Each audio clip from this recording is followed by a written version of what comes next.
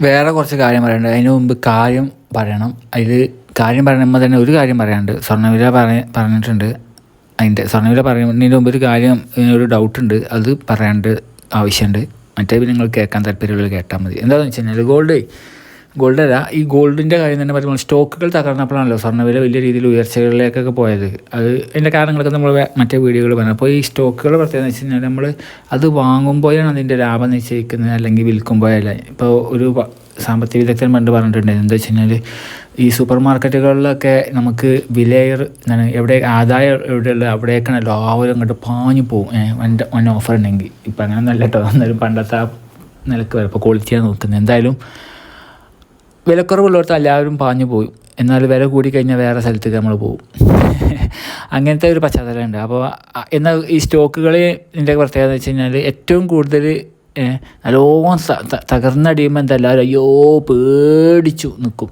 ഇനി നല്ലോണം ഉയർന്നു പോകുമ്പോൾ എന്താവും, എല്ലാവരും വാങ്ങിക്കൂട്ടും. അപ്പോൾ പറയുന്നത് വെച്ച് കഴിഞ്ഞാൽ വാങ്ങുമ്പോഴാണ് അല്ലാതെ വിൽക്കുമ്പോഴല്ല ലാഭം നിശ്ചയിക്കുന്നത്. ഈ ഒരു കാര്യം ഇന്ത്യയിൽ ഇവിടെ പറയാൻ കാരണം എന്താ വെച്ച് കഴിഞ്ഞാൽ ഗോൾഡിൻ്റെ കാര്യത്തിൽ നമുക്ക് നമ്മൾ വരുമ്പോഴേ ഗോൾഡ് വാങ്ങുമ്പോഴാണ് ലാഭം നിശ്ചയിക്കുന്നത്, വിൽക്കുമ്പോൾ അല്ല എന്ന് പറയുന്ന ഒരു പശ്ചാത്തലമൊക്കെ ഉണ്ടല്ലോ. ഇപ്പോൾ ഗോൾഡിൻ്റെ കാര്യം എന്ന് പറഞ്ഞാൽ അങ്ങനെ ഇല്ല കേട്ടോ. ഗോൾഡ് ഒരിക്കലും എന്താകുന്നില്ല, തകർന്ന് തരിപ്പണമാവില്ല സ്റ്റോക്കിൻ്റെ മാതിരി. സ്റ്റോക്കിൻ്റെ കാര്യം ഞാൻ പറയാറില്ല, എന്നാലും ഞാൻ പറയാം. ഈ സ്റ്റോക്കിൻ്റെ തകർച്ച എന്ന് പറഞ്ഞു കഴിഞ്ഞാൽ ഇപ്പോൾ 2008 ഏത് സമയമായാലും, ഇനി 2020 ആയാലും, ഈ 2025 അപ്പോൾ ഈ ഘട്ടങ്ങളിലൊക്കെ ഫിനാൻഷ്യൽ ക്രൈസിസ് ഉണ്ട്. ഇതിൻ്റെയൊക്കെ ഇപ്പം തന്നെ വാങ്ങണമെന്നല്ല കേട്ടോ എന്തെങ്കിലും പറയുന്നത്. ഇത് തകർന്ന് അതിൻ്റെ അസ്ഥിക്കൂടം കിട്ടണേ വരെ, ഇനി തകർന്ന് അത്ര അടി വരെ പോകുന്നു എന്നുള്ള അതുവരെ വെയിറ്റ് ചെയ്യുക, അവിടെ നിന്ന് വാങ്ങുക എന്നുള്ളതാണ് അതിൻ്റെ ഇത്. എന്നാണോ ഉയർന്നു പോകുന്നത് അവിടെ, ആ പോയിന്റ് വെച്ചിട്ടാണ് വാങ്ങേണ്ടത്. Not now anyway. അപ്പോൾ ഞാൻ പറഞ്ഞു വരുന്നത് വെച്ച് കഴിഞ്ഞാൽ ഗോൾഡിൻ്റെ കാര്യത്തിൽ നമുക്ക് എന്താക്കാൻ കഴിയില്ല.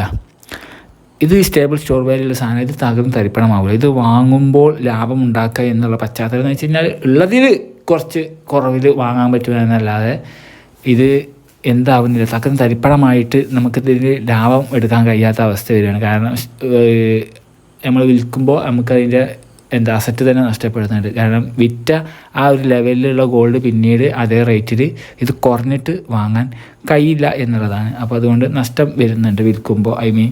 ആ ഒരു പോയിൻ്റ് അതാണ് അതിൽ വരുന്നത്. അപ്പോൾ ഒരിക്കലും ഗോൾഡ് വിറ്റും ലാഭം ഉണ്ടാക്കിയെടുക്കാൻ കഴിയില്ല. കാരണം ഉയർന്ന അത്ര ഗോൾഡ് ഇടിയുന്നില്ല.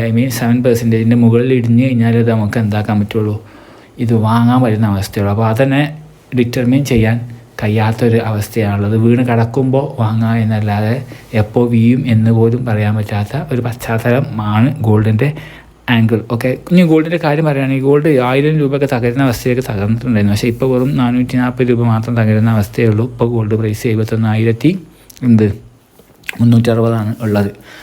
അപ്പോൾ ഞാൻ പറഞ്ഞില്ല, അത് അപ്പോൾ തന്നെ നില മെച്ചപ്പെടുത്തും. കാരണം ഇതൊക്കെ ഉണ്ടല്ലോ, എന്താ പേര്, ട്രേഡ് ടെൻഷൻസുകളൊക്കെ, അതൊക്കെ ഇപ്പോഴും നിലനിൽക്കുകയാണ്. അത് വലിയൊരു പ്രശ്നം തന്നെയാണ്. ഗ്രോത്തും ആകെ ഒക്കെ മരടിച്ചാകെ ആകെ ഇടപ്പോയി കിടക്കണം എല്ലാ കാര്യങ്ങളും. അപ്പോൾ അതുകൊണ്ട് ഗോൾഡ് പ്രൈസ് തകർന്നു കഴിഞ്ഞാലും അത് എന്ത് ചെയ്യും, അത് മുകളിലേക്ക് തന്നെ വരും. ഈ ആഴ്ച നമ്മൾ പറഞ്ഞ 72,000 റേഞ്ചൊക്കെ ആയിരുന്നു പറഞ്ഞിട്ടുണ്ടായിരുന്നു.